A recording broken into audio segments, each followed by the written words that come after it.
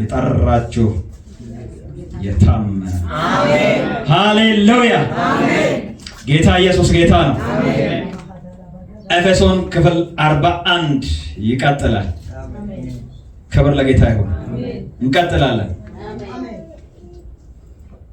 እግዚአብሔር ከኛ ጋር ስላለ እንቀጥላለን አሜን ሃሌሉያ አሜን ያስጀምራችሁ ጌታ ያስጨርሳችኋል አሜን በእግዚአብሔር የጀመራችሁት በእግዚአብሔር ያልቃል አሜን እስቲ ቀጥላለሁ በሉ ቀጥላለሁ እኔና ጌታ እንቀጥላለን የሚወርድ ይወርዳል እኔና ጌታ እንቀጥላለን ሃሌሉያ አሜን እስከ መቼ እስከ ፍጻሜው አሜን ሃሌሉያ አሜን ክብር ለጌታ ይሁን አሜን ስለዚህ እኔ ደግሞ በእናንተ ዘንድ ስለሚሆን ኤፌሶን 1:15 ባለፈው ሳምንት የጀመርነውን ስለዚህ እኔ ደግሞ በእናንተ ዘንድ ስለሚሆን በጌታ በኢየሱስ ስለማመን ለቅዱሳን ሁሉ ስለሚሆን መውደድ ሰምቼ የሚለውን ጀምረን ነበረ በጌታ በኢየሱስ ስለማመን የሚለውን አንስተን ስለ እምነት መነጋገር ጀምረን ነበረ እምነት ማለት ምን ማለት ነው የሚለውን እሱ ላይ እያወራን ጊዜያችን ሄደና አቆምን ዛሬ እንቀጥላለን እምነት ማለት ምን ማለት ነው ያወራነው የነበረው አንደኛ እምነት ማለት ተስፋ ስለምናደርገው ነገር የሚያስረግጥ ላላየነው ነገር ማስረጃ ነው ብለን ነበር ሁለተኛ እምነት ምንጭ ወይም መነሻ መጀመሪያ አለው እምነት የሚመነጨው ወይም የሚነሳው ከመስማት ነው ብለን ነበር ሰው ሰይጣንን ይሰማል ሰው ፖለቲከኞችን ይሰማል ሰው ጓደኞችን ይሰማል ሰው ጎረቤቱን ይሰማል ሰው አካባቢውን ሁኔታውን ይሰማል የተለያየ የሚሰማው ነገር አለው መጽሐፍ ቅዱስ ደግሞ እንግዲህ እምነት ከመስማት ነው መስማትም በእግዚአብሔር ቃል ነው ይላል ክብር ለጌታ ይሁን ከሰማይና ይቀር ከእግዚአብሔር ቃል እንስማ ተባብለን ነበር ኢየሱስም በማርቆስ ምዕራፍ 4 ቁጥር 24 ላይ አላቸው ምን እንድትሰሙ ተጠበቁ ያገኛችሁት ሁሉ ወደ ጆሮአችሁ አይግባ የምትሰሙትን ለዩ ምን እንድትሰሙ ተጠበቁ አላቸው ምሳሌ 1:33 ላይ የሚሰማኝ ግን በእርጋታ ይቀመጣል ከመከራም ስጋት አላችሁ ከመከራም ስጋት ያርፋል የሚሰማኝ ግን በእርጋታ ይቀመጣል ከመከራም ስጋት ያርፋል ሶስተኛ እምነት በእግዚአብሔር ባህሪ እና በሰጠን ተስፋ ላይ መተማመን ነው ብለናል ዕብራውያን ምዕራፍ 10 ቁጥር 23 ላይ የተስፋን ቃል የሰጠው የታመነ ነውና አሜን አሜን አራተኛ እምነት ተግባርና መታዘዝን ያካትታል እምነት በመታዘዝ ይገለጣል ብለናል ዕብራውያን 11:8 ላይ አብርሃምም የተባለው ርስት አድርጎ ሊቀበለው ወዳለ ስፍራ ለመውጣት በእምነት ታዘዘ ወዴት እንደሚሄድ ሳያውቅ ወጣ ይላል እስቲ አሜን አሜን ክብር ለጌታ ይሁን አሜን አብርሃም የተባለው ርስት አድርጎ ሊቀበለው ወዳለ ስፍራ ለመውጣት በእምነት ታዘዘ ወዴትም እንደሚሄድ ሳያውቅ ወጣ ይላል ጌታ ኢየሱስ ጌታ ነው እኔ እኮ አይገርመኝም አሁን እኛ እግዚአብሔር ወደ ውጣ ብሎን ብንወጣ አይገርመኝም ለምን ብትሉኝ አብርሃምን አይተናል ኖህን አይተናል ሙሴን አይተናል ኢያሱን አይተናል ነቢያቶችን አይተናል መሳፍንቶችን አይተናል ሐዋርያቶችን አይተናል ብዙ ማስረጃ አለ አብርሃም ውጣ ሲለው ምንም የለውም አንተ ምንም የተጻፈ በእጁ ላይ የገባ ነገር የለውም ክብር ለጌታ ይሁን አሜን ክብር ለጌታ ይሁን አሜን አብርሃም እኛ አሁን እግዚአብሔር ውጡ ቢሉን ብንወጣ ለምን ብትለይ አብርሃምን ውጣ ብሎ ታላሳፈረውማ ኖህን ውጣ ብሎ ታላሳፈረውማ ሙሴን ውጣ ብሎ ታላሳፈረውማ እስራኤልን ከግብጽ አስወጥቶ አላሳፈራቸውማ ነቢያቶችን አስወጥቶ አላሳፈራቸውማ ሐዋርያቱን አስወጥቶ አላሳፈራቸውማ ስለዚህ እኛ ብንወጣ ምንድነው እግዚአብሔር የታመነ መሆኑን ምን ብለን ነው አረጋግጠን ነው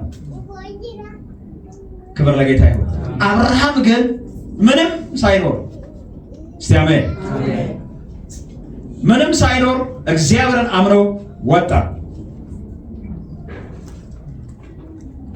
ስለዚህ የሁላችንም የእምነት አባት ተባለ አሜን አሜን እምነት በፈተና ውስጥ አምስተኛ እምነት በፈተና ውስጥ በእግዚአብሔር መታመንና በቃሉ ኪዳኑ በታማኝነት መመላለስ ነው ብለን ነበር እምነት በፈተና ውስጥ በእግዚአብሔር መታመንና በቃል ኪዳኑ በታማኝነት መመላለስ ነው ብለን ነበር ዕብራውያን 11:13 ላይ እነዚህ ሁሉ አምነው ሞቱ ይላል አምነው ምን አሉ ሞቱ ራዕይ ምዕራፍ 2 ቁጥር 10 ላይ ደግሞ ስለ ሰበርኔስ ቤተክርስቲያን ሲናገር እስከ ሞት ድረስ የታመንኩን የሕይወትን አክሊል እሰጥሃለሁ ይላል። እስከምን ድረስ? እስከ ሞት ድረስ ምኑን? የታመንኩ እስከ ሞት ድረስ የታመንኩ የሕይወትን አክሊል እሰጥሃለሁ።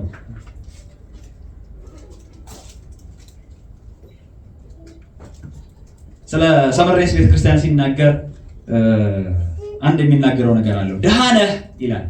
ድሃ ነህ ደግሞም ባለጠጋ ነህ ይላል። ክብር ለጌታ ይሁን። ድሃ ነህ ደግሞ ምንድን ነህ? ባለጠጋ ነህ። እዚህ ምድር ላይ ባለ ነገር ድሃ ነህ፣ ላይ ግን እየተከማቸልን። እስቲ አሜን፣ እስቲ አሜን። አንድ ሰው እያከማቸ ያለ አለ። ክብር ለጌታ ይሁን፣ ክብር ለጌታ ይሁን፣ ክብር ለጌታ ይሁን። ምድር ላይ ምንም ባይመቻችሁ፣ ምድር ላይ ምንም ባይሆንላችሁ፣ ምድር ላይ እንደዛና እንደዚህ ባይሆንም ግን ከእግዚአብሔር ጋር በጽድቅ እየሄዳችሁ ካላችሁ በላይ እየተከማቸ ነው። እስቲ አሜን። የሰበርኔስ ቤተክርስቲያን እንደዚህ ነች። ምድር ላይ የሚታይ ነገር የላትም፣ የሚጫበጥ ነገር የላትም፣ የሚዳሰስ ነገር የላትም፣ ሰው የሚያደንቃት ነገር የላትም፣ ግን በሰማይ እየተከማቸ ነው። እስቲ አሜን። እግዚአብሔር የሚያየውን ሀብትና ባለጠግነት አይቶ እንደዚህ ያለው አንተ ባለጠጋ ነህ።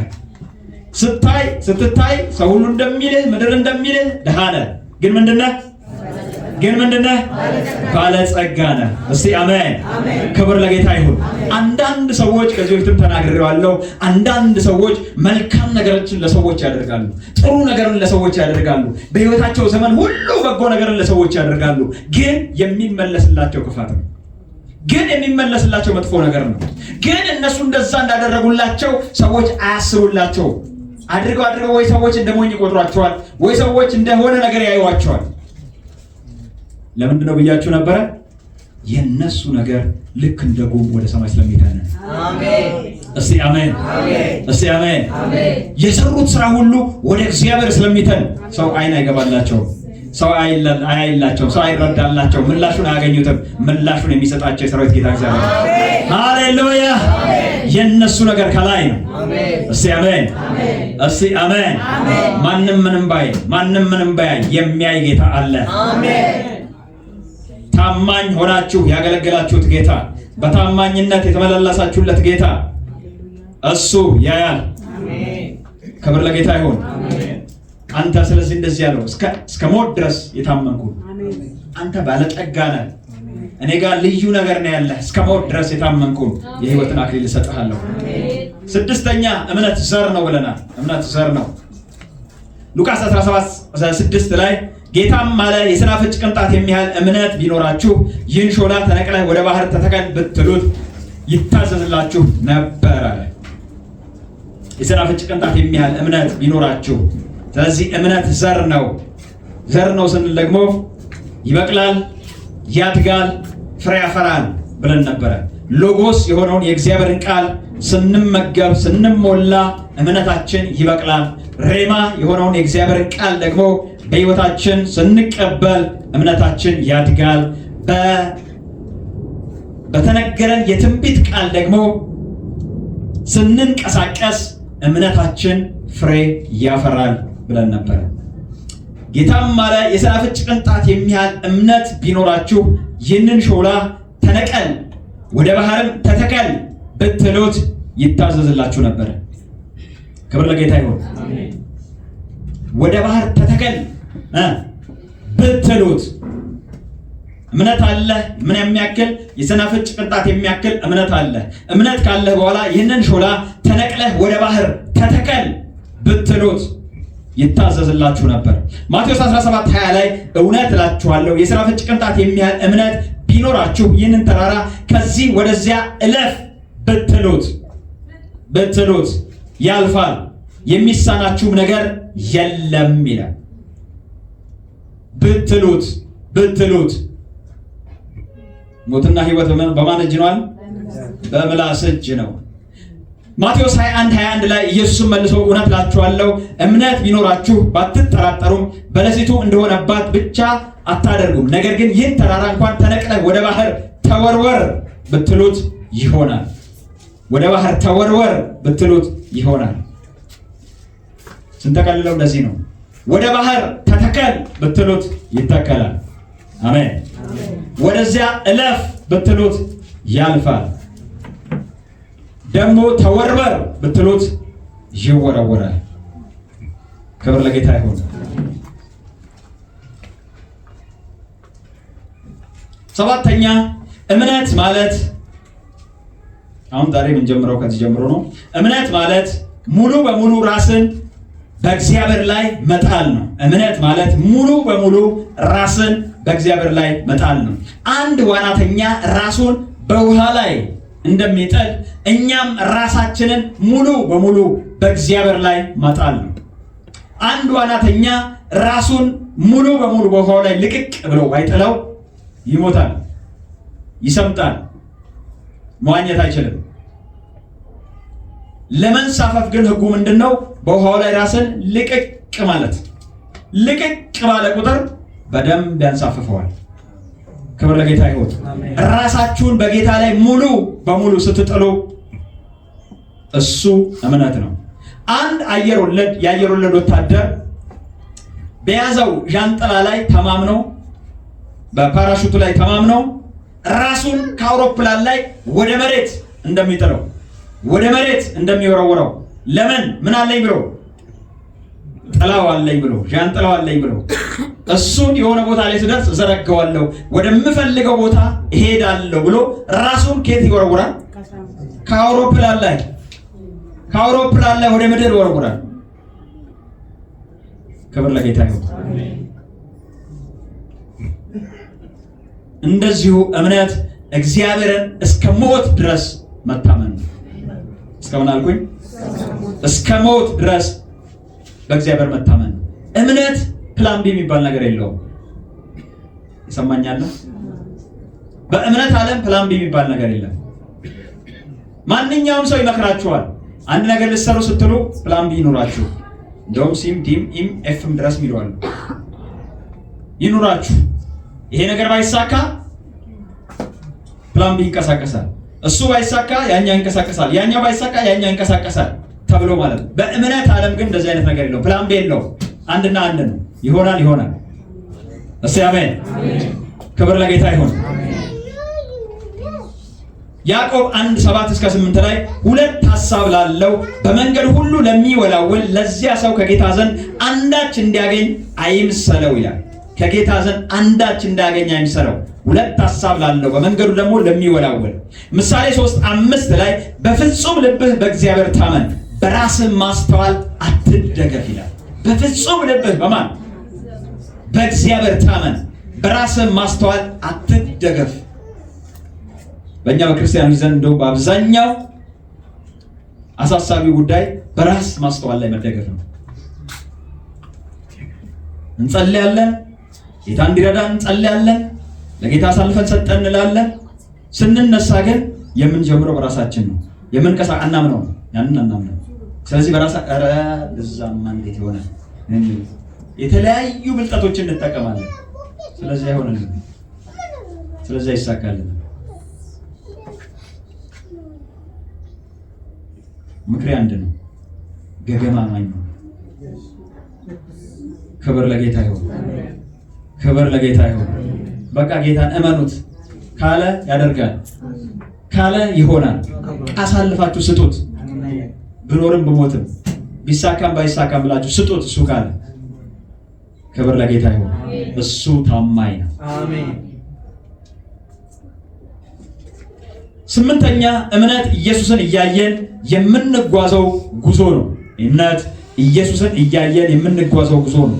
ዕብራውያን ምዕራፍ 12:2 ላይ የእምነታችን ራስና ፈጻሚውን ኢየሱስን ተመልክተን በፊታቸውን ያለውን ሩጫ በትዕግስት እንሩጥ ይላል። የእምነታችን ራስና ፈጻሚውን ኢየሱስን ተመልክተን፣ እስቲ አሜን።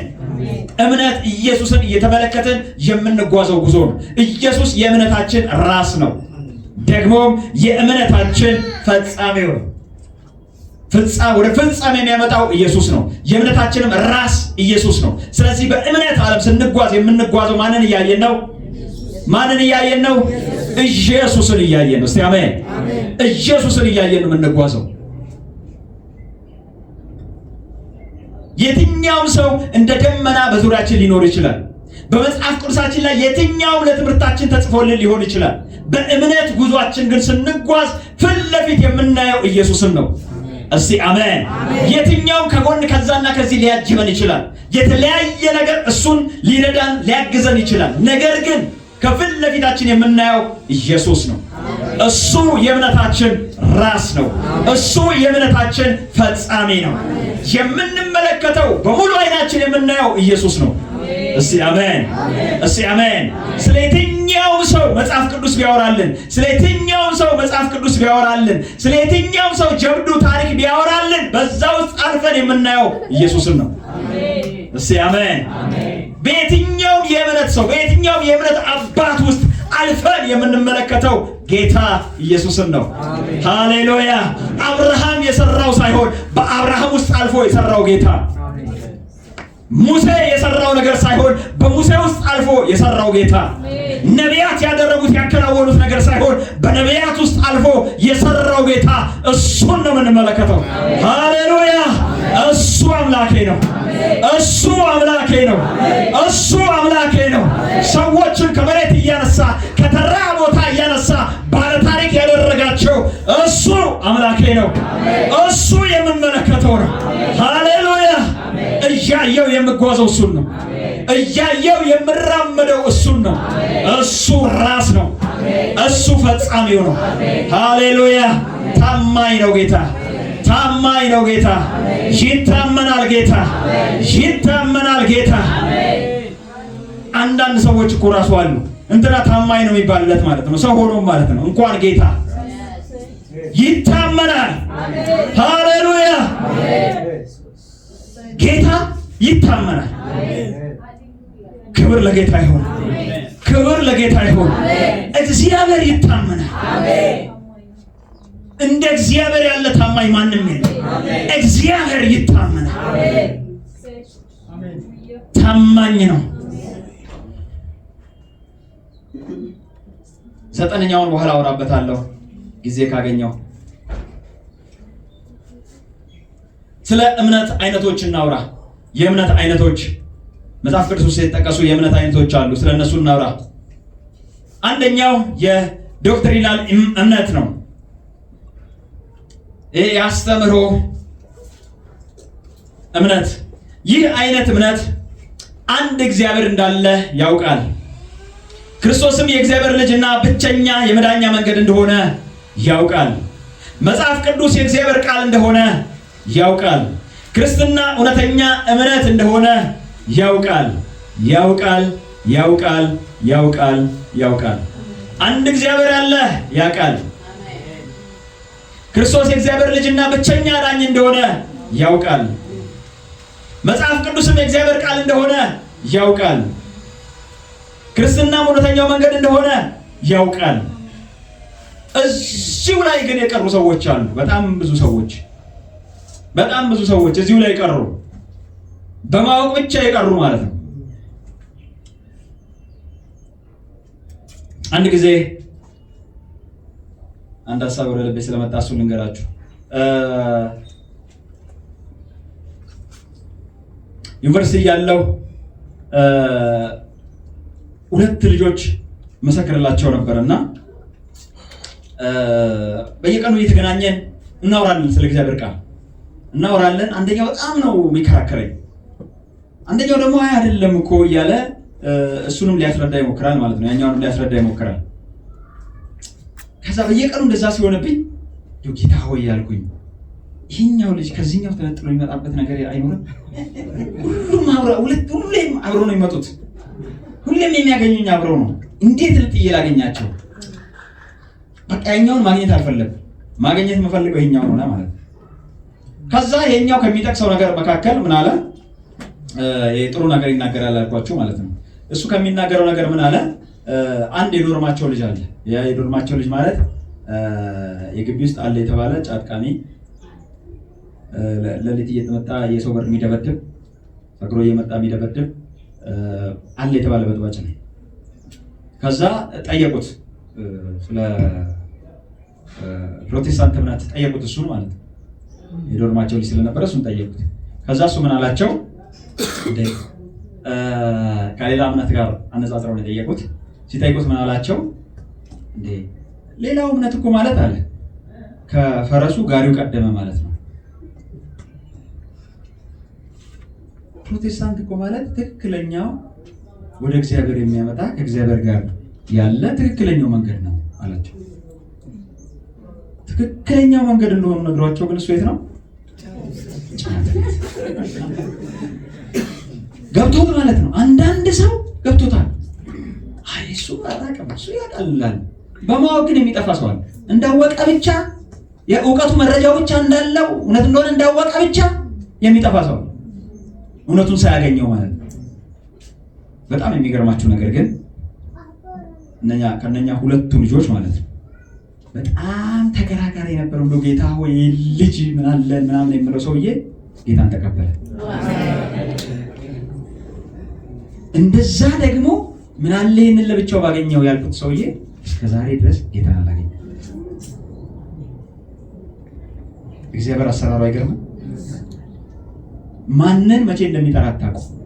ከዛ ጌታን ተቀበለ። ጌታን ካገኘ በኋላ አንድ ቀለት ምን አለኝ መጣና እንዲህ አለኝ፣ እኛ አገር የሚኖርበት ሀገር የመጀመሪያው በጌታ ይወቅቱ ነኝ።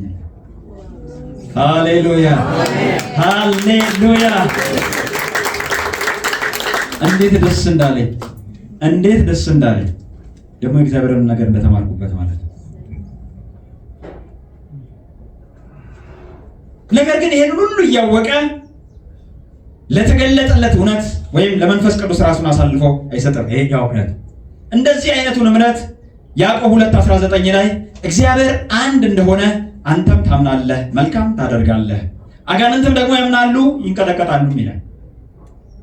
እንደዚህ አይነቱ እምነት እግዚአብሔር አንድ እንደሆነ እሱንማ አጋንንትም ያውቃሉ። ሁለተኛው ጊዜያዊ እምነት ነው ወይም የውሸት እምነት የሚባል ማለት ነው። ጊዜያዊ እምነት ማቴዎስ 13:20-21 ላይ ማቴዎስ 13:20-21 ላይ በጭንጫ ላይ የተዘራው ይህ ቃሉን ሰምቶ ወዲያው በደስታ የሚቀበለው ነው። ነገር ግን ለጊዜው ነው እንጂ በእርሱ ስር የለውም። በቃሉ ምክንያት መከራ ወይም ስደት በሆነ ጊዜ ወዲያው ይሰናከላል ይላል። በጭንጫ መካከል ስለወደቀው ዘር ሲናገር ይህ በጭንጫ መካከል የወደቀው ዘር ወዲያው ደስተኛ ነው። እሑድ ከአምልኮ በኋላ ስታገኘው ዋው! እንደሱ በእግዚአብሔር የሚታመን የለም። እንደሱ ስለ እግዚአብሔር የሚያወራ የለም። እንደሱ በእግዚአብሔር ደስ የሚለው ሰው የለም። ወሬው ሁሉ ጌታ ጌታ ነው።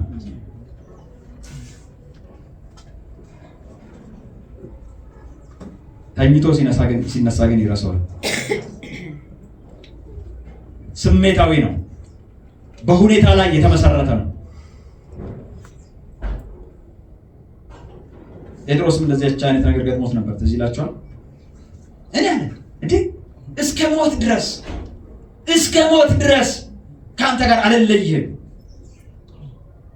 ሲመጡ ሰይፉን ላጥ አረገና ጆሮ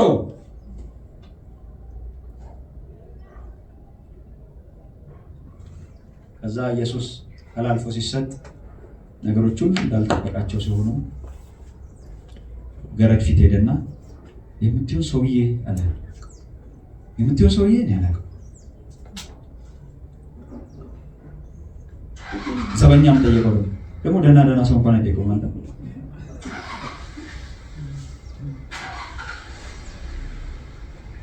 ጭራሽ ምን አለ ይላል? ይራገም ጀመር። ከኢየሱስ ጋር እያለስ ሁኔታው እያለስ ነገሩ ጥሩ ሲሆንስ ማን እንደሱ ጀግና፣ ማን እንደሱ አንበሳ። ሶስተኛው እምነት የዳንበት ወይም የድነት እምነት ነው። የዳንበት ወይም የድነት እምነት ነው። ኤፌሶን 2:8-9 ሮሜ 10:9-10 ያለው ኤፌሶን 2:8-9 ሮሜ 10:9-10 ያለው ይህንን እምነት በጣም ብዙ ጊዜ ተነጋግረንበታል። ስለዚህ እምነት አላወራም። ይሄኛው እምነት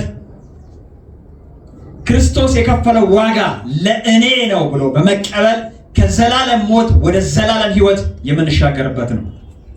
ከዘላለም ጥፋት ወደ ዘላለም ሕይወት የምንሻገርበት ነው። ከአጋንንት ከጨለማው መንግስት ወደ ብርሃን ወደ ፍቅሩ ልጅ መንግስት የምንፈልስበት ነው። እስቲ አሜን። ከሲኦል ወደ ገነት የምንገባበት ነው። በማመን ብቻ ኢየሱስ የከፈለው ለኔ ነው። ኢየሱስ የሆነው ለኔ ነው። የክርስቶስን ጽድቅ አምኖ በመቀበል ብቻ በእግዚአብሔር ፊት ጻድቅ ሆኖ የምንገኝበት የእምነት አይነት ነው። አራተኛው የእምነት አይነት የጸጋ ስጦታ እምነት ነው። የጸጋ ስጦታ እምነት አንደኛ ቆሮንቶስ ምዕራፍ 12 ቁጥር 9 ላይ ለአንዱም በዚያው መንፈስ እምነት ይሰጠዋል ይላል። ለአንዱም በዚያው መንፈስ እምነት ይሰጠዋል። የእምነት ደግሞ የጸጋ ስጦታ ይባላል። የእምነት የጸጋ ስጦታ ለአካሉ የተለያየ የጸጋ ስጦታ ሲያከፋፍል አንደኛው የጸጋ ስጦታ ደግሞ የእምነት የጸጋ ስጦታ ነው። ይህ የእምነት የጸጋ ስጦታ ያለው ሰውዬ በአንድ በታማሚ ጋር ይመጣና ጌታ ምንም ሳይለው ከጌታ ሳይሰማ ጌታ ሳይናገረው ሽባ ከሆነ እጁን ይዞ ያስነሳዋል። በጌታ በኢየሱስ ስም ተነስ ይለዋል። ክብር ለጌታ ይሁን። ይህ የእምነት ሰውዬ ያውጃል። በአደባባይ ላይ ህዝብ እያየው፣ ያላመነ ህዝብ እያየው ይሄ ሰውዬ አሁን ጌታ ኢየሱስ ያስነሳዋል ይላል። ጌታ እኮ አላለው፣ አልሰማም እኮ። ግን ውስጡ ያለው ምንድነው? የእምነት ጸጋ ነው። የእምነት ጸጋ ስላለው ቀጥታ ሄዶ ወደዛ ተግባር ይገባል። በእንደዚህ አይነት ነገር እኔ በጣም ዛሬ 25 ዓመት ምናምን በፊት የምሰማው የነበረ አንድ ሰው አለ፣ ሐዋርያው ዘውዴ የሚባል። ክብር ለጌታ ይሁን። የእምነት ሰው ነው። የእምነት ጸጋ አለው ተብሎ የሚጠቀስለት ሰው አይነት ነገር ነው። ክብር ለጌታ ይሁን። ምን ሰምቻለሁ መሰላችሁ? ስለሱ ስለሰማችሁ ውስጥ አንዳንድ ነገሮች ልንገራችሁ። አንድ ጊዜ ባፕቲስት ቤተክርስቲያን ሊሰብክ ተጋበዘ እና ባፕቲስት ቤተክርስቲያን ሊሰብክ ወጥቶ መድረክ ላይ ወጥቶ መስበክ በጀመረ ጊዜ እዛ ጋር ደግሞ ከጎኑ በምልክት ቋንቋ መስማት የተሳናቸው ነበሩና በምልክት ቋንቋ ያ ደግሞ ለነሱ ይተረጉምላቸዋል። ከዛ እሱ በዚህ ጋር የተናገረ እያለ ዞር ሲል ያ አታ ምንድነው ተጠቅሎብኛል። ምልክት ቋንቋ ድሮ ብዙም አይታወቅም። ምንድነው ተጠቅሎብኛል? አይደለም እግዚአብሔር ሰው እዚህ ጉባኤ ውስጥ መስማት የተሳናቸው ሰዎች አሉና ለነሱ ላስተረጉምላቸው ነው ብሎ ቀስ ብሎ ነገር ዘርበለ። የትኛው መጽሐፍ ቅዱስ ላይ እንደዚህ የተጻፈው? ጥራልኝ አሁን ወደዚህ ያለ። ሃሌሉያ። ከዛ በሙሉ ጠራቸውና በምልክት ቋንቋ መጡ። በሙሉ መጡ። ባል የዲዳና የደንቆሮ መንፈስ ልቀቅ አለ። ሃሌሉያ። ክብር ለጌታ ይሁን። ሁሉም ተፈውሰው ገቡ፣ ሰሙ። ሃሌሉያ። ክብር ለጌታ ይሁን። አንድ ያላወቀ ሰውዬ ደግሞ መጣና ለጋራ አካባቢ ነው መጣና እንዲህ አለው፣ ምድር አለው ምድር እዚህ ግን ምድር ገነት እዚህ ምድር ላይ ነች አለው። ሊመሰክርለት ለሱ እኮር ረብዋየውና በጥፊ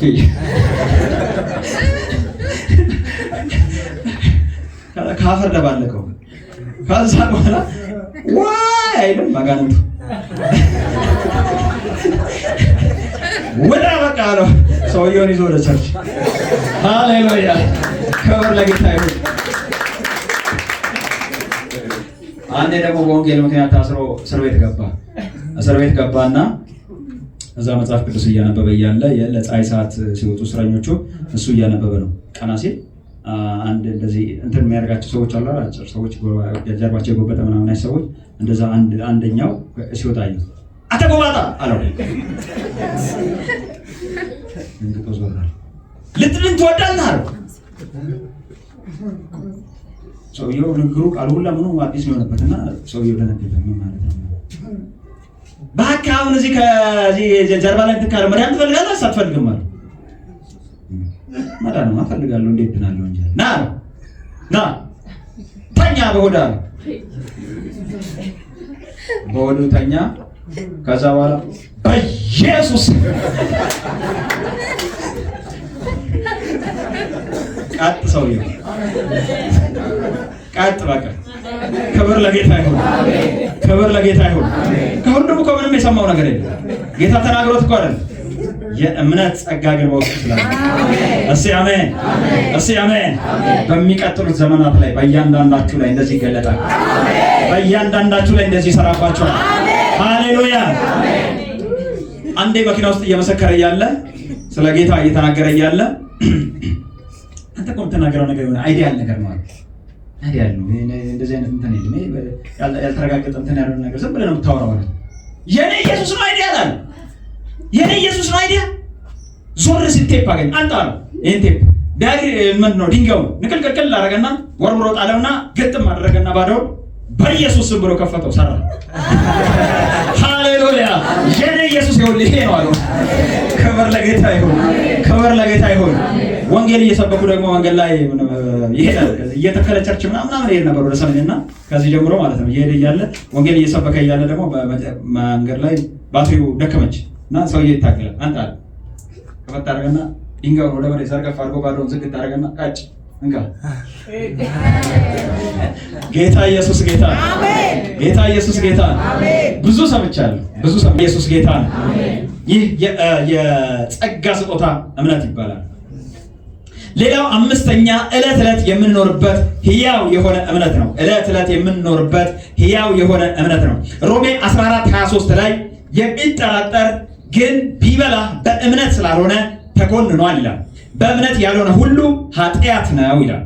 የሚጠራጠረው ግን ቢበላ በእምነት ስላልሆነ ተኮንኗል። ቢበላ ምን ምግብ፣ ይሄ ምግብ ለጣዖት ካረደ ነው የተሰዋ ነው ያልተሰዋ ነው ብሎ ተጠራጥሮ እየተጠራጠረን እንጂ ነገር ግን እያለ ቅር እያለ ቢበላው እሱ ሰውዬ ተኮንኗል። ከዛ ምን ይላል? በእምነት ያልሆነ ሁሉ ኃጢአት ነው። ምግብ ነው እኮ የበላው፣ ግን በእምነት ስላልበላው፣ በእምነት ስላላደረገው፣ በእምነት ያላደረገው ነገር በሙሉ የሚደረግ ነገር በሙሉ አለ ኃጢአት ነው። ራዕይ ምዕራፍ 11 ቁጥር 6 ላይ ያለ እምነት ደስ ማሰኘት አይቻልም እና ይላል። ማንን? እግዚአብሔርን። ያለ እምነት እግዚአብሔርን ደስ ማሰኘት አይቻልም። እግዚአብሔር እምነት የሌለበትን ነገር አይደሰትበትም። ምንም ብትሰሩ፣ ምንም ብትለፉ እምነት ከሌለው አይደሰትበትም። እምነት የሌለው ጸሎት አይደሰትበትም። እንደውም ኃጢአት ነው። ያለ እምነት የሚደረግ ነገር በሙሉ ኃጢአት ነው ስላለ ያለ እምነት የምታደርጉት የትኛውም ነገር በሙሉ ኃጢአት ነው። ያዕቆብ ምዕራፍ 5 ቁጥር 15 ላይ የእምነት ጸሎት ድውዩን ያድናል ይላል። የእምነት ጸሎት ድውዩን ያድናል፣ ጌታም ያስነሳዋል፣ ኃጢአትም ሰርቶ እንደሆነ ይሰረይለታል አለ። የእምነት ጸሎት ድውዩን ያድነዋል። ድውዩን የሚያድነው ጸሎት ሳይሆን የእምነት ጸሎት ነው። እስቲ አሜን አሜን አሜን። አሁን ከጸሎት ወደ እምነት ጸሎት እንድትገቡ ነው ማበረታታችሁ። ለዘመናት ጸልያችኋል። አሁን ደግሞ ወደ እምነት ጸሎት እንድታድጉ። የእምነት ጸሎት ድውዩን ያስነሳል። የእምነት ነገር ያጣውን ያስገኝልሃል። የእምነት ጸሎት የጎደለን ነገር ይሞላልሃል። የእምነት ጸሎት የሽባ የሆነብን ነገር ሙሉ ያደርግልሃል። የእምነት ጸሎት ነገርህን ይቀያይረዋል። የሞተውን ነገር ህይወት ይሰጠዋል። የእምነት ጸሎት መጸለይ ካልቀረ፣ መልፋት ካልቀረ፣ በእግዚአብሔር ፊት መንበርከክ ካልቀረ በእምነት ጸልይ። እስቲ አሜን። የኔ ጌታ ያደርገዋል ለማለት ነው። የምትጸልየው ለመሞከር አይደለም፣ የምትጸልየው ለመቀበል ነው። የምትጸልየው ለመቀየር ነው። የምትጸልየው ለመለወጥ ነው። እስቲ አሜን። ክብር ለጌታ ይሁን። የምትጸልየው ለእግዚአብሔር ለማሰማት አይደለም፣ የምትጸልየው ለውጥን ለማምጣት ነው። ፈርሶ ከነበረ እንዲታደስ ነው። ወድቆ ከነበረ እንዲነሳ ነው። ተስፋ ቆርጦ ከነበረ በእምነት እንዲሞላ ነው። አጥተው የነበረው ነገር እንድታገኘው ነው፣ እንድትጨብጠው ነው። የተዘጋብህን ለማስከፈት ነው። ለውጤት ነው የምትጸልየው። እስቲ አሜን። ውጤት ደግሞ የሚያመጣው የእምነት ጸሎት ነው። ማርቆስ 11:24 ላይ ስለዚህ እላችኋለሁ የጸለያችሁትን የለመናችሁትን ሁሉ እንዳገኛችሁት እመኑ ይሆንላችሁም ማለት ነው። አሜን አሜን። ዕንባቆም 2:4 ላይ ጻድቅ ግን በእምነቱ በሕይወት ይኖራል። በምኑ? በእምነቱ ነው የሚለው። ይህንን ጥቅስ ጴጥሮስን ጠቅሶታል፣ ጳውሎስን ጠቅሶታል። ዕንባቆም ግን ያለው ምንድነው? ሌሎቹ ጻድቅ በእምነት በሕይወት ይኖራል የሚለው። ዕንባቆም ግን የሚለው ጻድቅ በእምነቱ በሕይወት ይኖራል። ሰውየው ባመነበት በራሱ እምነት፣ በሱ እምነት፣ በእምነቱ በሕይወት ይኖራል ይላል። ክብር ለጌታ ይሁን። ስለ ዳንኤል ሲናገር ዳንኤል 6:22 ላይ እንደዚህ ያለ በፊቱ ቅንነት ተገኝቶብኛልና በአንተ ፊት ደግሞ ንጉሥ ሆይ አልበደልኩምና አምላኬ መልአኩን ልኮ የአንበሶችን አፍ ዘጋ፣ እነሱም አልጎዱኝም አለው ይላል። ዳንኤል ሲናገር ይህን ነው የተናገረው። የዕብራውያን ጸሐፊ ደግሞ አጥልቆ በመንፈስ ሲመለከት ሌላ ነገር ነው ያየው። ዕብራውያን 11:33-34 ላይ እነሱ በእምነት መንግስታትን ድል ነሱ፣ ጽድቅን አደረጉ፣ የተሰጠውን የተስፋ ቃል አገኙ፣ የአንበሶችን አፍ ዘጉ ይላል። በምን? በእምነት የአንበሶችን አፍ ዘጉ። ነገሩ የሆነው እንደዚህ ነው። ዳንኤል ወደ አንበሳ ጉድጓድ ሲጣል የሆነው ነገር እንደዚህ ነው። ዳንኤል አመነ። ምን ብሎ አመነ? እነኚህ አንበሶች እኔን አይነኩኝም ብሎ። እነኚህ አንበሶች እኔን ለመብላት ስልጣን የላቸውም ብሎ ዳንኤል የዛን ጊዜ እግዚአብሔር ደግሞ መልአኩን ላከና የአንበሶቹን አፍ ቆለፈ።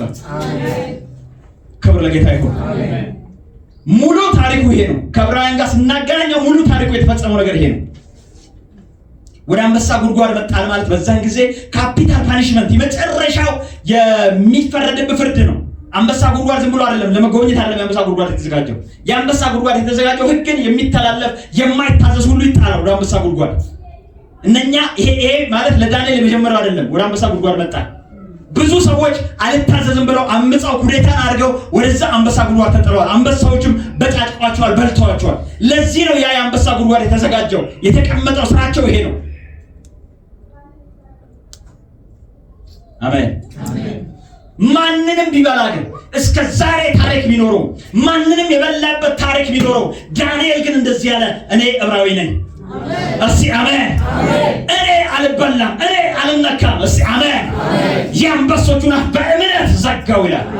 በእምነት ዘጋው። እኔ አልነካም ብሎ እንትናን እኮ በልቷል። አዎ።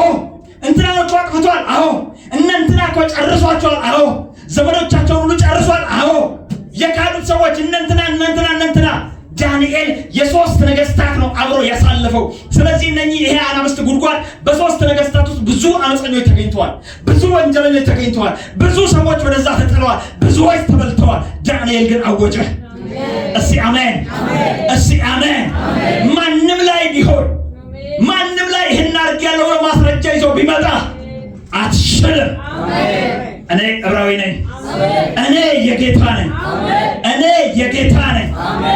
ሃሌሉያ። እኔ ዕብራዊ ነኝ፣ በቃ እኔ አልበላም ማለት። የዛን ጊዜ እግዚአብሔር መልአኩን ላከ፣ የአንበሶቹን አፍ ዘጋ። አሜን። ክብር ለጌታ ይሁን። ሐማም የገጠመው ነገር ይሄ ነው። ሐማም ብዙዎች አልታዘዝ ሲሉት አስወግዷል፣ ሰቅሏል። ብዙዎችን አስወግዷል፣ ብዙዎችን አርቋል። ሰው ሁሉ ይፈራዋል፣ ሰው ሁሉ ይንቀጠቀጠለታል። አንድ ዕብራዊ ግን አለ። ክብር ለጌታ ይሁን። ማንም ለተንቀጠቀጠለት ማይንቀጠቀጥ፣ ለእግዚአብሔር ብቻ የሚንቀጠቀጥ፣ ለእግዚአብሔር ብቻ የሚሰግድ አንድ ዕብራዊ አለ። እኔ መርዶክዮስ ነኝ አለ። ሃሌሉያ። በማንም ላይ ታሪክ ቢኖርህም እኔ ግን መርዶክዮስ ነኝ። የምንቀጠቀጥለት አለኝ። ሃሌሉያ። የምሰግድለት አለኝ፣ የምገዛለት አለኝ። ከዛ ውጪ ለማንም አልገዛም፣ ለማንም አልሰግድም። ኮራ ብሎ የሚቀመጥ እስቲ አሜን። በእግዚአብሔር ተማምኖ ኮራ ብሎ ለሥጋ ለባሽ የማይሰግድ መርዶክዮስ ማይነካ ነካ። አንተ ክብር ለጌታ ይሁን። ያንዳንድ ሰው ጥፋት ማይነካ እየነካ ክብር ለጌታ ይሁን። እስከነ ዘር ማንዘሮቹ ሁሉ ኢየሱስ ዘር አለ የተባለ በሙሉ የጠፋው ምክንያት ምንድነው ብትሉኝ፣ ማይነካ ነክቶ ነው።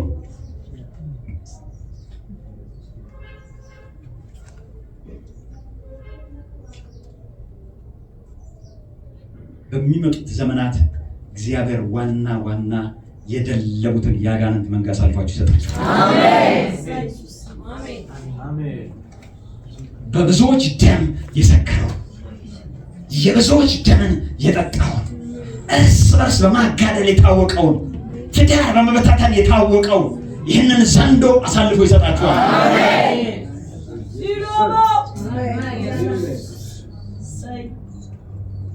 እነዚህ አንበሶች ታሪክ አላቸው። እነዚህ አንበሶች ታሪክ አላቸው። በመገነጣጠል፣ በመብላት፣ በማጥፋት። ሐማ ታሪክ አለው በመግደል፣ በማጥፋት። በቃ ሲለው ግን ጌታ እስቲ አሜን። በቃ ሲለው ከመርዶክዮስ ጋር አነጋገረው። የምትሰራው ስራ፣ የምታመጣው ጥፋት በቃ ሲለው፣ መኖር ለአንተ በቃ ሲለው ከመርዶክዮስ ጋር ነካካው፣ ከማይነካካው ጋር። እስቲ አሜን፣ እስቲ አሜን። በሚቀጥሉት ዘመናት የደለበው ዘንዶ ይታረዳል። በኢትዮጵያ ላይ የደለበው ዘንዶ ይታረዳል። በብዙዎች ደም የጠገበው ዘንዶ ይታረዳል።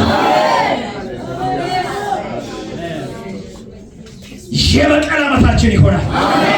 የበቀል ዓመታችን ይሆናል። ዘር ማንዘራችንን የጨረሰውን የምንበቀልበት ዓመታችን ይሆናል። ዘር ማንዘሮቻችንን ወደ ሞት የነዳውን ደማቸውን የጠጣውን የደለበውን እናርደዋለን። በኢየሱስ ስም ይታረዳል። በኢየሱስ ስም ይታረዳል። በኢየሱስ ስም ይታረዳል። በኢትዮጵያ ላይ ደምን በመጠጣት የታወቀው ዘንዶ ይታረዳል። ይታረዳል። ይታረዳል። ይታረዳል።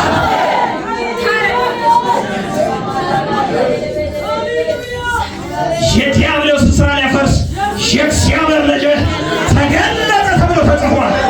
ሃሌሉያ! ኢየሱስ ከሰማይ የመጣበት አንዱ ምክንያት የዲያብሎስን ስራ ሊያፈርስ ነው። ሃሌሉያ! በምድር ላይ የሰራው ስራ ይፈርስበታል። ኢየሱስ ለዚህ መጥቷል። ኢየሱስ ለዚህ ተወልዷል። ኢየሱስ ለዚህ ተገልጧል። ኢየሱስ ይወጣበታል። ስራውን ያፈርስበታል። ማርቆስ 4:34 ላይ እንደዚህ ይላል፣ ተው የናዝሬቱ ኢየሱስ ሆይ፣ ተው የናዝሬቱ ኢየሱስ ሆይ፣ ከአንተ ጋር ምን አለን? ልታጠፋን መጣህን? ማን እንደሆንክ አውቄአለሁ፣ አንተ የእግዚአብሔር ቅዱስ አሉት። እስቲ አሜን፣ እስቲ አሜን። ምን ልትለን መጣህ? ልታጠፋን። ሃሌሉያ! ጌታ ሊያጠፋው ተገልጧል። ሊያጠፋው ተገልጧል። ለዛውም ያለ ጊዜው፣ ከተቀጠረለት ጊዜ በፊት ሊያጠፋው። ሃሌሉያ! ክብር ለጌታ ይሁን። እያሰርን ወደ ሲኦል እንጨምራለን። እየጠረግን እንጨምራለን። እየጠረግን እንጨምራለን። ለቀጣይ ትውልድ እንዳልፍ፣ ለቀጣይ ትውልድ እንዳይቀር እየገደልን በቃው እያለን። ሃሌሉያ! ላይቀጥል፣ ላይሰራ፣ ደግሞ ጥፋትን ላያመጣ፣ ክፋትን ላይጨምር በቃ በቃ በቃ።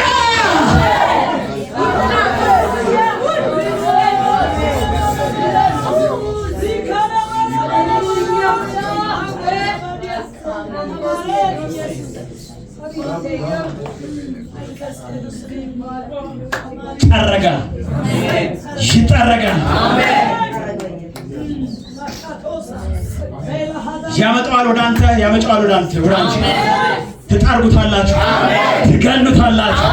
ፍጻሜው ይሆናል። ፍጻሜው ይሆናል። ፍጻሜው ይሆናል። ሐማ ምንም ቢፈልግ፣ ምንም ቢለምን ያችን ቀን ማለፍ አልቻለም። እስቲ አሜን፣ እስቲ አሜን። ክብር ለጌታ ይሁን። ያችን ቀን መሻገር አልቻለም። አይሻገሩም፣ አይሻገሩም።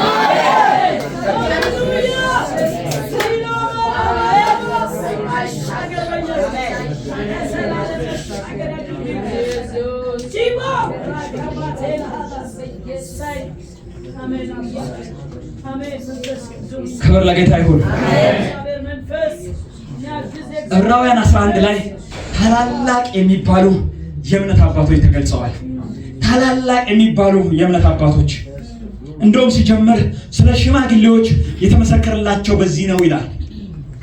ቀጥሎ ደግሞ ቁጥር 32 ላይ እንዳልናገር ስለነኚህ ሁሉ እንዳልናገር ጊዜ የለኝም ይላል። ጊዜ እጥረት አለብኝ እንጂ ልናገረው የምችለው የምፈልገው ብዙ አለኝ። ስለ ብዙዎች ላወራ የምፈልገው ግን ጊዜ የለም ይላል። ግን በጣም የሚገርመኝ እበድ የሚለኝ አንድ ታሪክ አለ። እስቲ አሜን፣ እስቲ አሜን። በእነኚህ በታላላቅ የእምነት አባቶች መካከል ማን እንደተጠቀሰ ታውቃለህ? ጋለሞታይቱ ረዓብ። ጊዜ የለም እያለ ማለት ነው። ለነሱ ለማውራት ሰዓት የለኝም እያለ ማለት ነው። ስለ ታላላቆች እያወራ ማለት ነው። አብርሃም ባለበት አፉ፣ ኖህ ባለበት አፉ፣ ሳራ ባለበት አፉ፣ ሙሴ ባለበት አፉ፣ ስለ ታላላቆች ባወራበት አፉ ስለ ጋለሞታይቱ ረዓብ አወራ። እስቲ አሜን፣ እስቲ አሜን፣ እስቲ አሜን። ያው እረድ በል ነው የሚለኝ ታውቃለህ። እረድ በል ነው የሚለኝ። ረዓብ እዚህ ውስጥ መግባት ከቻለች፣ ረዓብ እዚህ ውስጥ ሰንጥቃ መግባት ከቻለች፣ እስቲ አሜን። በኦሪት ዘመን እኮ ነው አንተ፣ በኦሪት ዘመን ረዓብ ሰንጥቃ ገባች። ስለ እምነት አባቶች ስለ ወንዶች ነው እየተወራ ያለው። ስለ ሽማግሌዎች ተመሰከረላቸው ይሄ ነው የተባለው። ስለ ወንዶች ነው እየተወራ ያለው። ስለ ወንዶች እየተወራ፣ ስለ እምነት አባቶች እየተወራ ረዓብ በመሃል ሰንጥቃ ገባች። እስቲ አሜን፣ አሜን።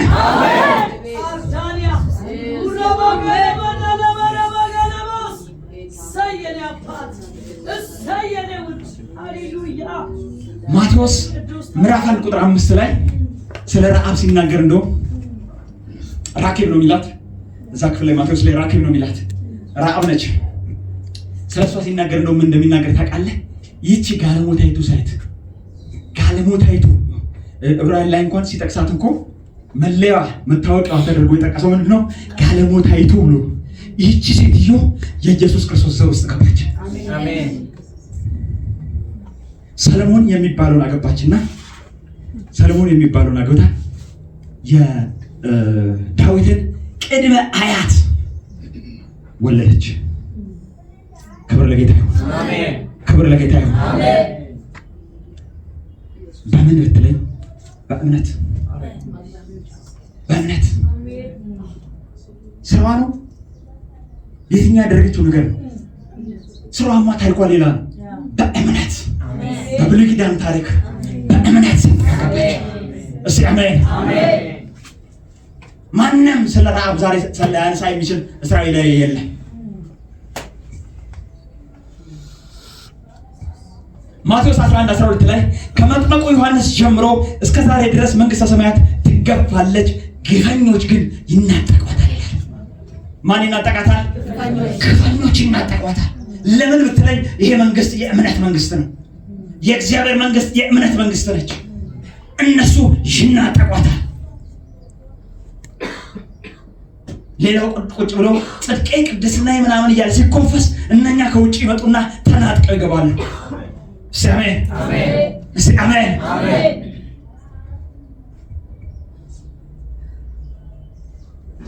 ይመጡና ከዛ እኔ ኤፌሶን እንዳልኩ እነሱ ደግሞ ቆላስይስ ሊሉ ይችላል፣ ተሰሎንቄ ሊሉ ይችላል።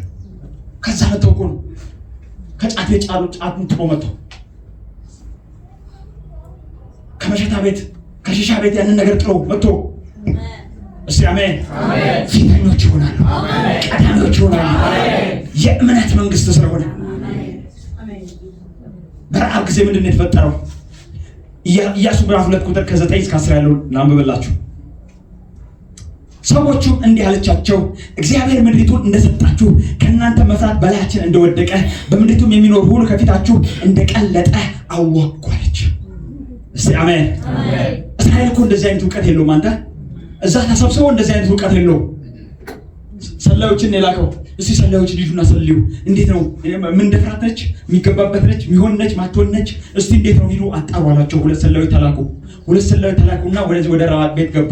ረዓብ ቤት ገቡና እሷ ቤት እያሉ ከዛ በኋላ ንጉሱ ደግሞ ሰማ። ኢያሱ እኮ በሚስጥር ነው ላካቸው የሚለው እዚሁ ክፍል ላይ ምዕራፍ 2 ላይ በሚስጥር ላካቸው። ኢያሱ ራሱ በሚስጥር ነው ላካቸው። እነሱ በሚስጥር ተልከው በሚስጥር መጥተው እዚህ ገብተው እዚህ ኢያሪኮ ላይ የኢያሪኮ ንጉሱ ሰማ። አንተ ይሄ ሁሉ ሚስጥር ተጠብቆ መጥቶ ማለት ነው ንጉሱ ጋር ገባ። ለዛውም ረዓብ ቤት ናቸው የሚል ማለት ነው። ከዛ በኋላ ንጉሱ ወታደር ላከ። ወደ አንቺ የገቡትን ሰላዮች አምጭልን አሏት።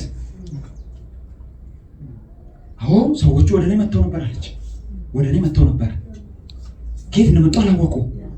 ወደ እኔ መጥተው ነበር፣ ግን ከመሸጥ ጨለምለም ሲሉ ደግሞ ሄዱ አለች። የታርጋቸው መሰላችሁ? ሰገነት ላይ። እስቲ አሜን፣ እስቲ አሜን። ሰገነት ላይ አርጋቸው የተልባ እግር አልብሳቸው ነበረ። ሰገነት ላይ አስተኝታቸው፣ ሰገነቱ የሚሰራው በጣውላ ነው። ከዛ ላይ አስተኝታቸው የተልባ እግር ደግሞ በዛ ጊዜ ተልባ አንድ ከመሰራቱ ወደ ልብስነት ከመቀየሩ በፊት ያሰጡታል። ጣራ ላይ ማስጣት የተለመደ ነው ያሰጡትና እስኪደርቅ ማለት ነው። ከደረቀ በኋላ ነው ተብላልቶ ደግሞ ወደሚቀጥለው ስራ መሄደው። ስለዚህ ምን አደረገች? ያ የተለመደውን ነገር ተኙና እነሱ ላይ አለበሰቻቸው። መተው ነበረ። አዎ መተው ነበረ። ግን በቃ በሽት ስልከኝ ነው መጣው ላወቁ። ተከተላቸው። በዚህ በዮርዳኖስ በኩል ታገኟቸዋላችሁ። ሃሌሉያ እግዚአብሔር እንዲህ አለች። ከዛ በኋላ ተመለሰችና ወደ እሱ መጣ። ያወራችሁን ወሬ ነው ማወራላችሁ። ተመልሳ መጣ። ይሄን ሁሉ ያደረገችበት ምክንያት አላት። ተመልሳ መጣ። እንደዚህ አለቻቸው። ሰዎቹንም እንዲህ አለቻቸው። ሁለቱን ሰላዮች እንዲህ አለቻቸው። እግዚአብሔር ምድሪቱን አሳልፎ እንደሰጣችሁ እናንተንም መፍራት በላያችን እንደወደቀ በምድሪቱ የሚኖሩ ሁሉ ከፊታችሁ እንደቀለጠ አወቅኳለች። እስቲ አሜን፣ እስቲ አሜን። እስራኤል እኮ እዛ ገና በፍርሃት ነው ያለው። እዚህ ልግባ አልግባ፣ ይሄ ነገር ይሳካልኝ ይሆን አይሳካልኝ ይሆን፣ ይሄ ጦርነት እናሸንፍ ይሆን አናሸንፍ ይሆን፣ ምን እናድርግ እያለ በስጋት ውስጥ ነው ያለው። ጠላት ግን አንድ የሚያውቀው ነገር አለ። አሜን በሉ እስቲ። እግዚአብሔር ምድሪቱን አሳልፎ እንደሰጣችሁ፣ እግዚአብሔርን መፍራት በላያችን እንደወደቀ ይህንን ነገር አውቀናል አሉ። በጠላት ሰፈር የሚወራው ይሄ ነው። በጠላት መንደር የሚወራው ይሄ ነው። እግዚአብሔር መፍራት በላያችን ወድቋል። እግዚአብሔር ምድሪቱን ደግሞ አሳልፎ ሰጥቷችኋል።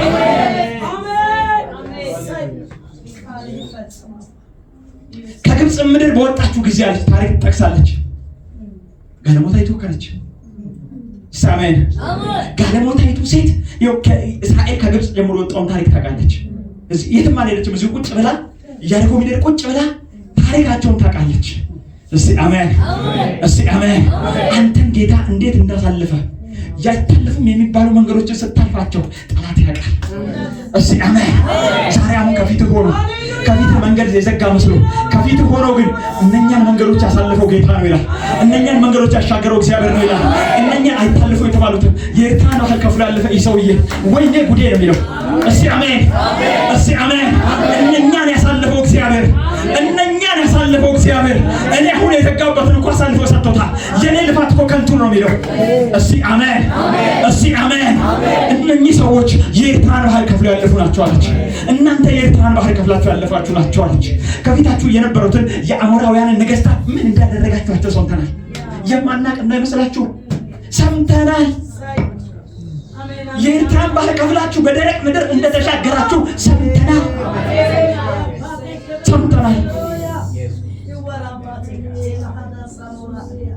ሰምተን ልባችን ቀለጠ። አምላካችሁም እግዚአብሔር እስቲ አሜን፣ እስቲ አሜን። አምላካችሁማ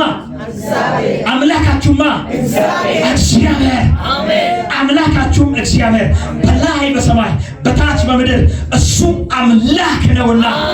ሃሌሉያ።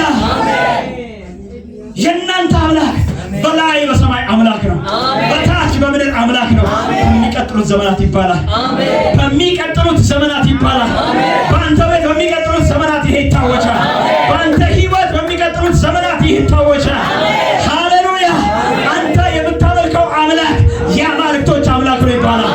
አንተ የምታመልከው አምላክ የነገስታት ንጉስ ነው ይባላል። አንተ የምታመልከው አምላክ ማንም በፊቱ አይቆምም ይባላል። ያንተ አምላክ ልዩ ነው ይባላል። ሃሌሉያ። ይሄ ነው የሆነው። አምላክ ነው አለች።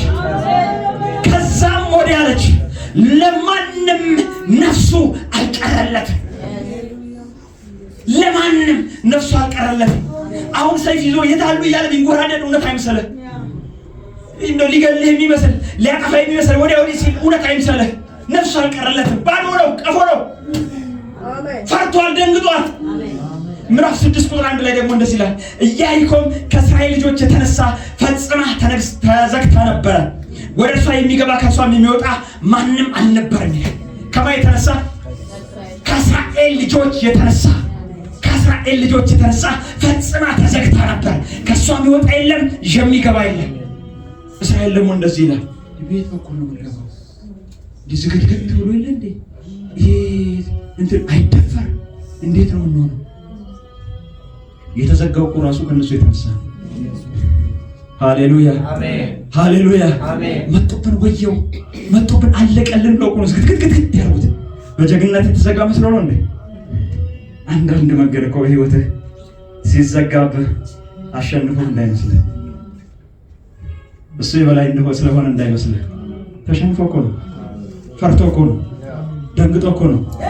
ዝግትግት ያለው ቁልፍልፍ አርባ የተቀመጠው እኮ ፈርቶ ነው።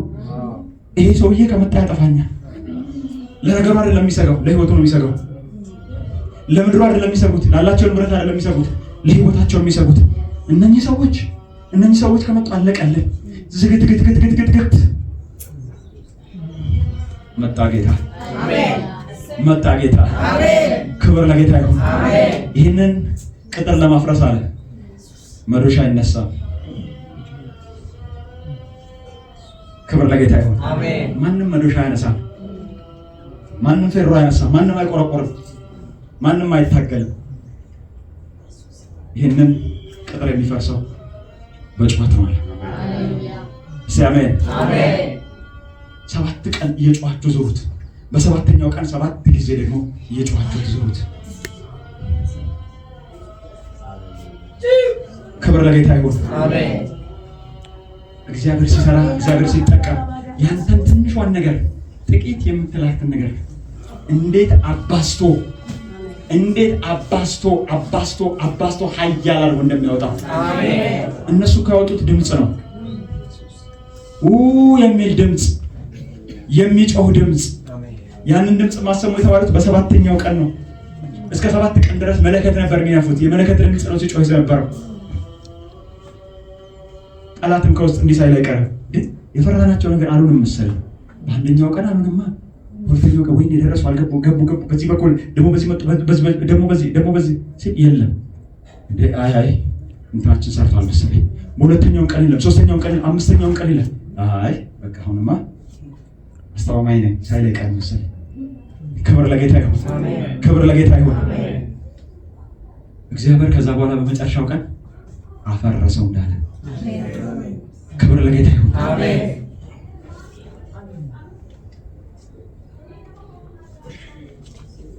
ምናልባት አንዳንድ ነገር አሁን አስባለሁ።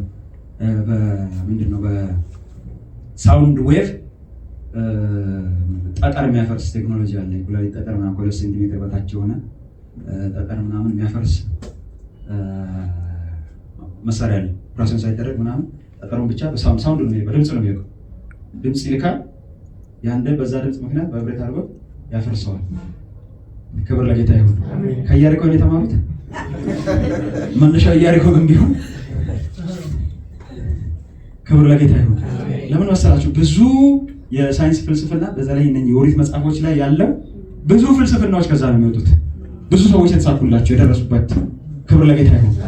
ይሄ ሳውንድ ዌቭ ራሱ ኃይለኛ ዌቭ አድርጎት ቀይሮት እግዚአብሔር ወደ ሌላ እንትን ቀይሮት አፈረሰው። የወጣው ድምፅ ነው፣ የወጣው ጩኸት ነው፣ ግን ግንብን አፈረሰ። አሜን። ዕብራውያን 11:30 ላይ የኢያሪኮ ቅጥር 7 ቀን ከዞሩበት በኋላ በእምነት ወደቀ ይላል። አሜን። በምን ወደቀ? በእምነት። በምን ወደቀ? በእምነት። በጩኸት ነው አይደል እኛ የምናውቀው፣ ግን የወደቀው በእምነት ነው። አሜን። እነሱ ሲጮሁ ይፈርሳል ብለው ነው የጮሁት። አንተ ይሆናል ብለህ ስታረቅ ይሆናል። አሜን። አንተ ይሳካል ብለህ ስትንቀሳቀስ ይሳካል። አሜን። አንተ እግዚአብሔር ያደርገዋል ብለህ ስትንቀሳቀስ እግዚአብሔር ያደርገዋል። አሜን። እግዚአብሔር ይፈጽመዋል ብለህ ስትንቀሳቀስ እግዚአብሔር ይፈጽመዋል። አሜን።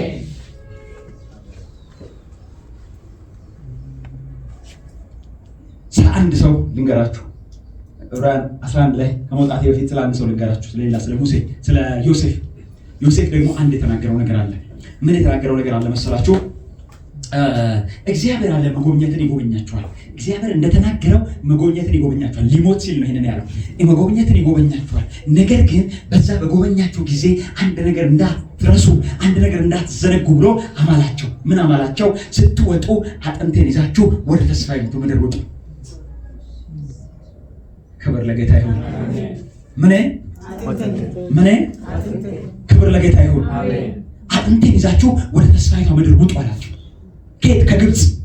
አሁን እኮ እነሱ የነበሩበት ጊዜ ማለት ግብፅ በጣም የተመቻቸው ጊዜ ነው። በጣም አሪፍ የነበረበት ጊዜ ነው። ዮሴፍ ራሱ ጠይቁ ብሎ ያስጠየቃቸው እንዲወስዱ የተደረገው ምድር እኮ በጣም ለምለም ምድር ነች። ከእስራኤል እኮ ተልከው የመጡበት ሰረገላ እኮ አለ የተባለ የቤተ መንግስት ሰረገላ ነው። እስራኤል በዛ ሰዓት የሚኖረው ኑሮ ምርጥ የሚባል ኑሮ ነው እየኖረ ያለው። በምድር ላይ በቃ ቶፕ የተባለው ኑሮ እየኖረ ነው ያለው። ዮሴፍ ግን እንደዚህ ያለ ይሄ ኑሮ አይደለም፣ ይሄ መቆያ ነው። እስቲ አሜን አሜን፣ እስቲ አሜን አሜን። በምድር ላይ ምንም ተመችቷችሁ ብትኖሩ፣ ምንም ተሳክቶላችሁ ብትኖሩ መቆያ ነው። እግዚአብሔር መጎብኘቱን ይጎበኛችኋል። እግዚአብሔር መጎብኘቱን ይጎበኛችኋል። እግዚአብሔር ስለእናንተ ያዘጋጀው ምድር አለ። እግዚአብሔር ስለእናንተ ያዘጋጀው ስፍራ አለ። ስለእናንተ ያዘጋጀው ነገር አለ። እሱ መጎብኘትን ይጎበኛችኋል። መጎብኘትን ይጎበኛችኋል። አዎ ዛሬ እንደተሳካላችሁ ሊሰማችሁ ይችላል። ዛሬ እንደሆነላችሁ ሊሰማችሁ ይችላል። ዛሬ ነገሮች ሁሉ ጥሩ እንደሆኑላችሁ ሊሰማችሁ ይችላል። ነገር ግን አትሳቱ አላቸው። እግዚአብሔር መጎብኘትን ይጎበኛችኋል። እስቲ አሜን። መጎብኘትን ይጎበኛችኋል። ያኔ በጎበኛችሁ ጊዜ እንዳትረሱ አጥንቴን ይዛችሁ ከዚህ ውጡ። እስቲ አሜን። ግብፅ አሁን ተመቸን የምትሉት ኑሮ ማለት ነው። አሁን አሪፍ ነው የምትሉት ኑሮ ማለት ነው። ለኔ ለአጥንቴ ለማረፊያ ቦታ እንኳን ብቁ አይደለችም። እስቲ አሜን፣ እስቲ አሜን። አጥንቴን ይዛችሁ ውጡ አለ። ይሄ የሚገርመኝ ነገር ይሄ ነው። የሚገርመኝ ነገር ይሄ ነው። ከግብፅ መዓት ህዝብ ወጥቷል። መዓት ህዝብ ወጥቷል። ግን ያ የወጣው ህዝብ ሁሉ ከኢያሱና ከካሌብ በቀር በምድረ በዳ ነው የቀረው። የዮሴፍ አጥንት ግን ኢየሩሳሌም ገብቷል። አሜን፣ ሃሌሉያ። የዮሴፍ አጥንት ግን እስራኤል ገባ። ህዝቡ እኮ አልገባም። አንተ ህዝቡ አልገባም። እሱ ግን በእምነት ተናግሮ ስለሞተ፣ ሃሌሉያ፣ በእምነት አውጆ ስለሞተ የሱ አጥንት ወደ ኢየሩሳሌም ገባ። እስቲ አሜን። ማንም በምድረ በዳ ሊቀር ይችላል። ሕያው ነኝ የሚል በምድረ በዳ ሊቀር ይችላል። የዮሴፍ አጥንት ግን እየተሻገረ እንትና እናንተና ተሸክመውት እስከሆነ ድረስ ይሄዳሉ። እነሱ ይሞታሉ፣ እዛው ይቀበራሉ። የዮሴፍን አጥንት የሚሸከም ደግሞ ሌላ ይነሳል። እስቲ አሜን፣ እስቲ አሜን። ክብር ለጌታ ይሁን። እስከዛ የታመነው ጌታ አመነው፣ ገባ። ዮሴፍ ወደ ኢየሩሳሌም ገባ። ዮሴፍ ወደ እስራኤል ገባ። የመጨረሻን ክፍል ላንሳ። ቅድም በኋላ ልንገራችሁ አልኩት። እምነት ማለት ምን ማለት ነው? ዘጠነኛ የቅድሙ ማለት ነው። እምነት ማለት የእግዚአብሔርን ኃይል ወይም ጸጋ የምንቀበልበት እጃችን ነው። የእግዚአብሔርን ጸጋ ወይም የእግዚአብሔርን ኃይል የምንቀበልበት እጃችን ነው። ዕብራውያን ምዕራፍ 4 ቁጥር 16 ላይ እንግዲህ ምሕረትን እንድንቀበል የሚያስፈልገንም ጊዜ የሚረዳን ጸጋ እንድናገኝ ወደ ጸጋው ዙፋን በእምነት እንቅረብ ይላል። ወደ ጸጋው ዙፋን በእምነት እንቅረብ። ለምን? ለመቀበል። ዕብራውያን 11 ከ11 እስከ 12 ላይ ተስፋን የሰጠው የታመነ እንደሆነ ስለ ቆጠረች ሳራ ራሷ ደግሞ እድሜዋ እንኳን ካለፈ በኋላ ዘርን ለመጸነስና ኃይልን በእምነት አገኘች። ክብር ለጌታ ይሁን። ተስፋን የሰጠው የታመነ እንደሆነ ስለቆጠረች ሳራ ራሷ ደግሞ እድሜዋ እንኳን ካለፈ በኋላ ምኗ ካለፈ በኋላ እድሜዋ ካለፈ በኋላ። አንዳንድ ሰዎች አላችሁ የኔ ነገር አልፏል የምትሉ፣ የኔ ነገርማ ያኔ አለፈኝ፣ ያኔ በቃ የኔ ነገርማ እዛ ጋር አለቀ፣ እዛ ጋር ተቆረጠ፣ አልፎብኛል የምትሉ። ሳራ ግን እድሜዋ ካለፈ በኋላ ዘርን ለመጸነስ ኃይልን በእምነት አገኘች ይላል። እስቲ አሜን። ኃይልን በእምነት አገኘች። ስለዚህ ደግሞ ብዛታቸው እንደ ሰማይ ከዋክብት እንደማይቆጠርም ባህር ዳር እንዳለ አሸዋ የነበሩት የሞተን ሰው እንኳን ከመሰለው ከአንዱ ተወለዱ። የሞተን ሰው ከመሰለው ከዛ ከአንዱ ተወለዱ። የትኞቹ? እነኚህ አሁን እንደ ከዋክብት የበዙት ሊቆጠሩ የማይችሉት የሞተ ሰው ከመሰሉት ከዛ ተወለዱ። ክብር ለጌታ ይሁን። ይኸውልህ አንድ የልብስ የምታሰጣበት የኤሌክትሪክ ገመድ፣ ልብስ የሚሰጣበት የኤሌክትሪክ ገመድ፣ እሱን አንጥተህ መተህ ከ222 ቮልት ካለው ጋር ስታገናኘው ከዛ ገመዱን ሄደ መጨረሻ ላይ አውትፑቱን ቼክ ስታደርገው ስንት ነው የምታገኘው? ስንት ቮልት ታገኛለህ? ብቻ ምን ኤሌክትሪክ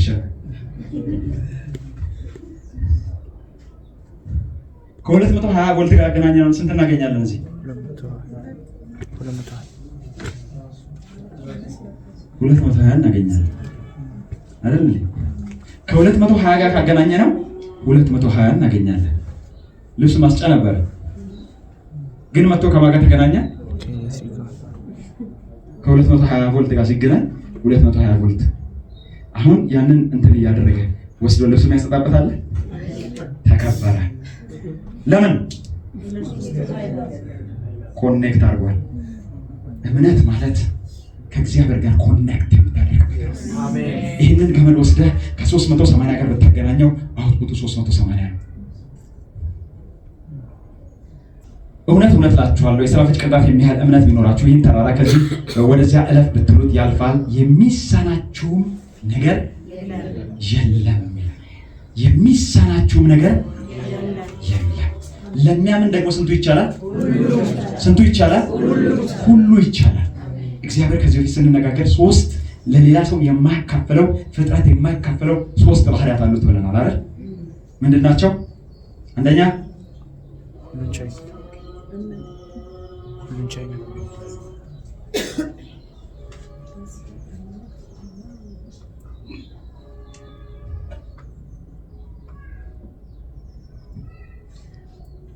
በሩን ዝጋልኝ።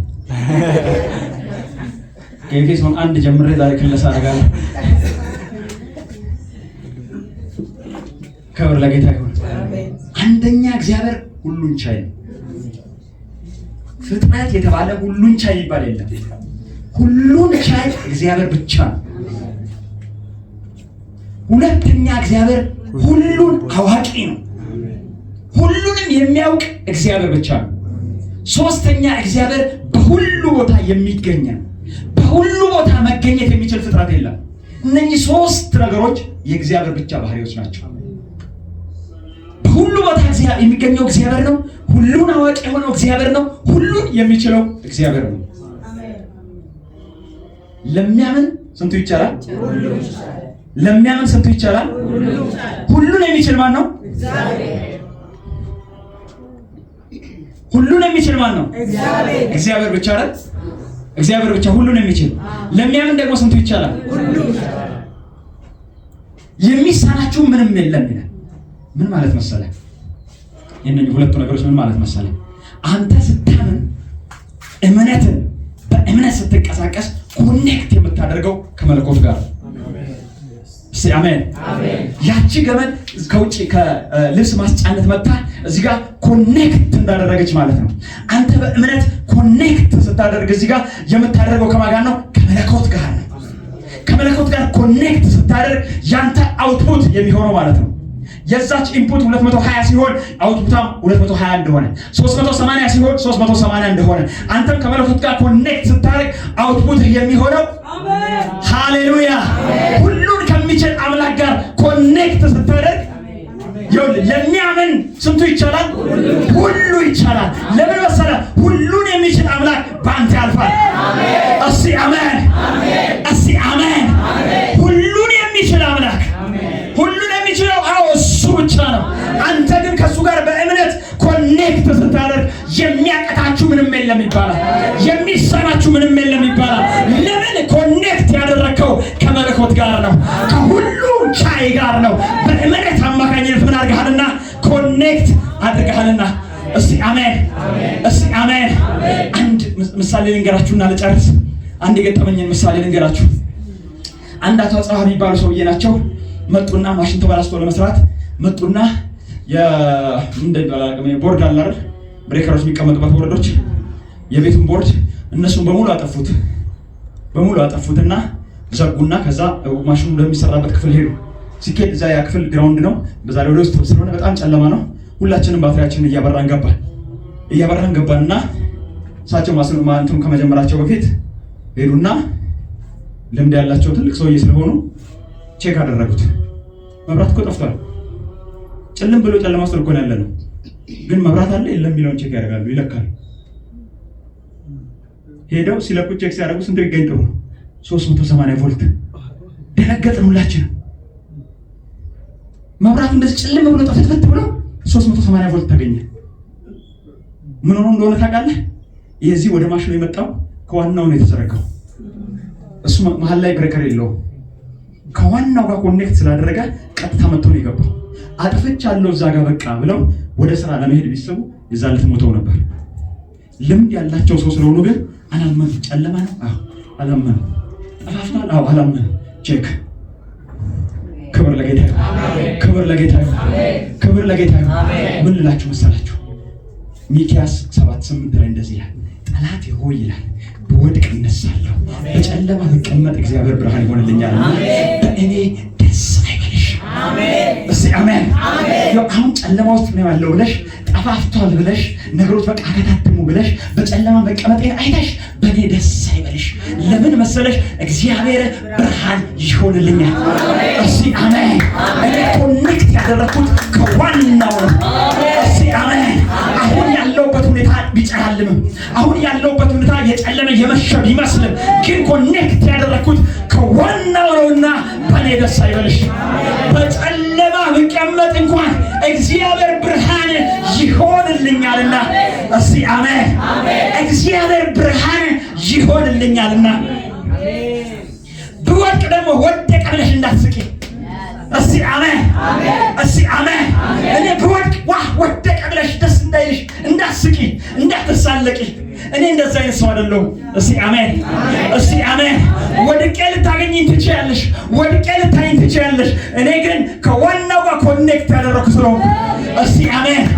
እስቲ አሜን። ከሱ ጋር ኮኔክት ያደረኩ ስለሆንኩ ብወድቅ እንኳን እነሳለሁ። እስቲ አሜን። ብወድቅ የሚያነሳኝ ስላለ፣ በጨለማ ብቀመጥ ብርሃን የሚሆንልኝ ስላለ በእኔ ደስ አይበልሽ። እኔ ለአንቺ ደስታ ለመሆን ብቁ አይደለሁም። አንቺ በእኔ ለመደሰት አይሆንልሽም። አንቺ ደስታ ፍጹም ሊሆንልሽ አይችልም።